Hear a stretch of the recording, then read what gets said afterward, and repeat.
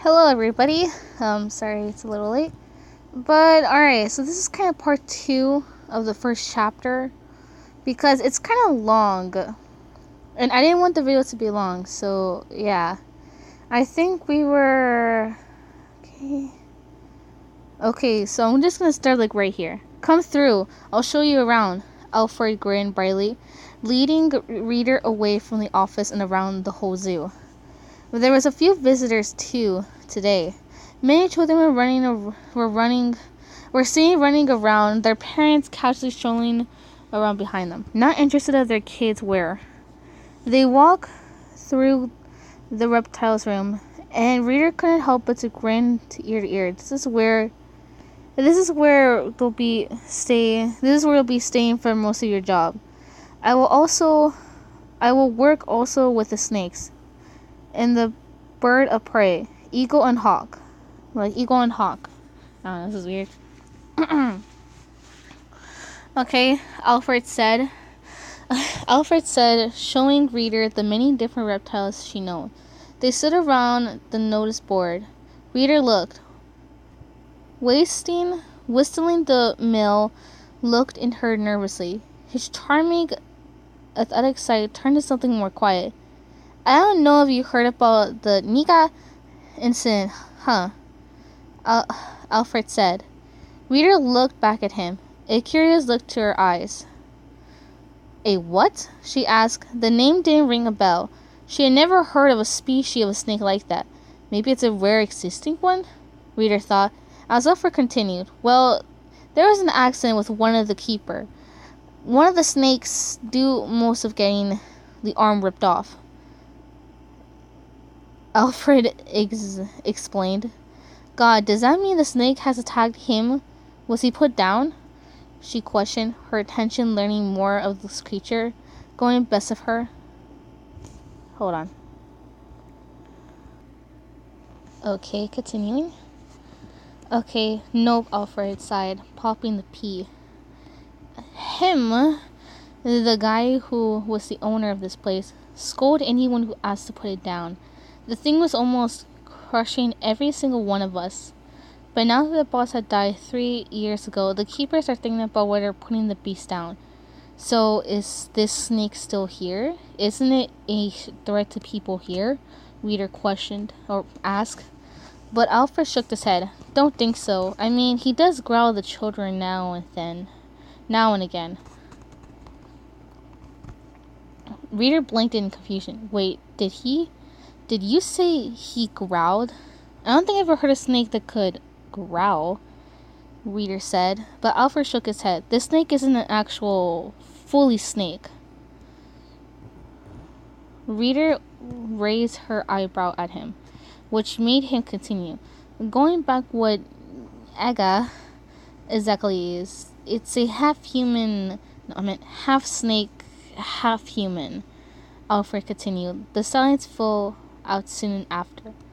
Reader did not really know how to respond to his statement. A half snake, half human? No wonder him didn't want to put it down. So this nega isn't going to be bothering. It's going to be bothered. Being put down. Reader asked. Alfred shook his head, chuckled slightly. Well, we were, but it's possible to get to the thing near him. Where is the nega again? Then, Reader questioned quietly. Alfred stared at her shocked, before shaking his head. He must have known it was pointless telling her not to do it. This way, he muttered, walking down with Reader around the corner, before making it to the outside large glass enclosure. Reader peeked inside, but because it was so dark she could barely see anything. Does the Nika live on its own? Reader asked, as the two looked through the glass, looking for something to peer through the darkness. For what I know, no, he used to be alone, but they had to separate him from the other snakes for reasons. His voice quieted down. She looked at him. That's really not a good thing for an animal that's a social leader for having hard time social issues. She continued, You say he was separated from the other snakes. Why was that? Alfred gulped quietly, looking down from her to the glass. He attacked them, killed them, then ate them. Reader peered around the glass, pressing her palm lightly on the glass. The glass is thin. How much does this thing weigh? I'm not that one to ask, dude. We have kinda taken a guess around 40 pounds, he said.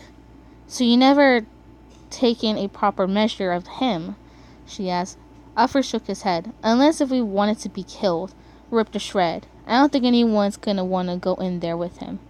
Alfred chuckled quietly. Reader sighed in judgment. A little kid can come and see him. Would they be frightened? Hold on. Okay. Yeah, I heard it sometimes gives the parents nightmares, Alfred muttered. Suddenly a loud running through the hall. The next feeding time for Inga Niga is 10:25. Reader looked down at her watch.